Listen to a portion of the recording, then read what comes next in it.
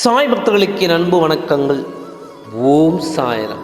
என் அன்பு குழந்தையே, இன்று உன் சாயப்பா மிகுந்த வேதனையிலும் ஆத்திரத்திலும் வந்துள்ளேன்.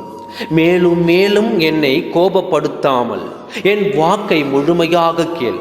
பாதியிலேயே விட்டு செல்லாதே. வேதனையோடு வந்த எனக்கு மேலும் வேதனை கொடுத்து விடாது.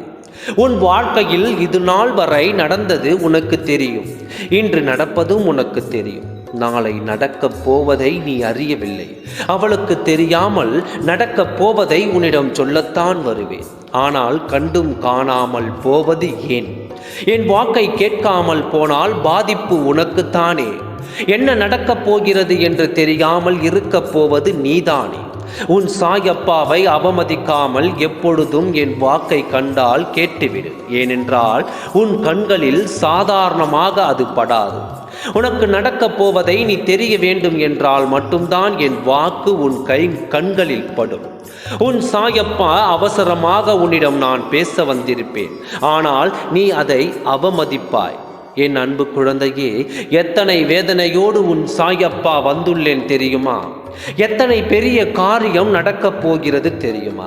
உன் வாழ்க்கையில் உனக்கு செய்த செய்வினையின் இறுதி முடிவாக ஒரு உயிர் பிரிய வேண்டியதாக இருக்கிறது. அதிலிருந்து உன்னை காப்பாற்ற வேண்டும் என்று தான் உன் சாயப்பா உன்னை தேடி வந்துள்ளேன். வந்த என்னை அவமதித்து விடுவாயோ என்று கவலைப்பட்டு கொண்டு தான் வந்தேன்.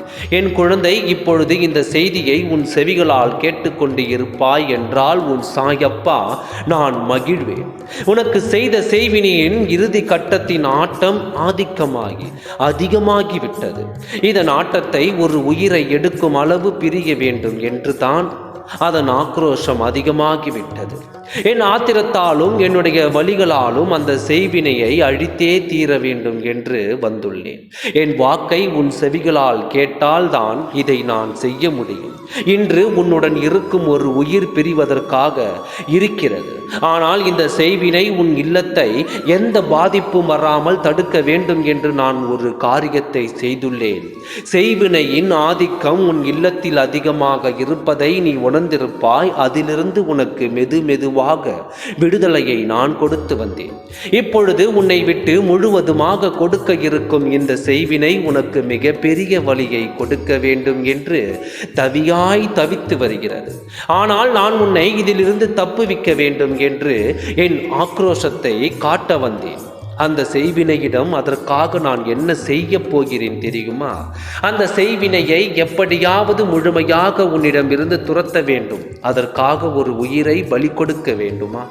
என் அன்பு குழந்தையே, இழப்பது எல்லாம் இழந்து மீண்டும் வர வேண்டும் என்று துடித்து கொண்டு இருக்கும் என் குழந்தைக்கு மிகப்பெரிய இழப்பை கொடுக்க உன் சாயப்பா முன் வருவேனா?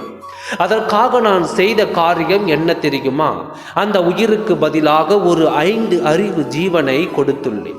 அந்த 5 அறிவு ஜீவனை உன் செய்வினையின் பலியாக கொடுத்துள்ளேன். அதனால் அந்த செய்வினை உன்னிடம் இருந்து உன் இல்லத்தில் இருந்தும் முழுமையாக உன் இல்லத்தில் இருந்து வெளியேறப் போகிறது. அந்த 5 அறிவு ஜீவனை பலியாக கொடுத்து உன் சாயப்பா எத்தனை வேதனை படுகிறேன் என்று என் மனம்தான் அறியும்.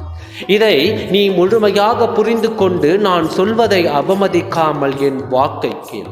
உனக்கு தேவையானது மட்டும்தான் நான் உனக்காக பேச வருவேன். கவலைப்படாதே, இனி நல்லதே உனக்கு நடக்கும். ஓம் சாய்ராம். நன்றி, வணக்கம்.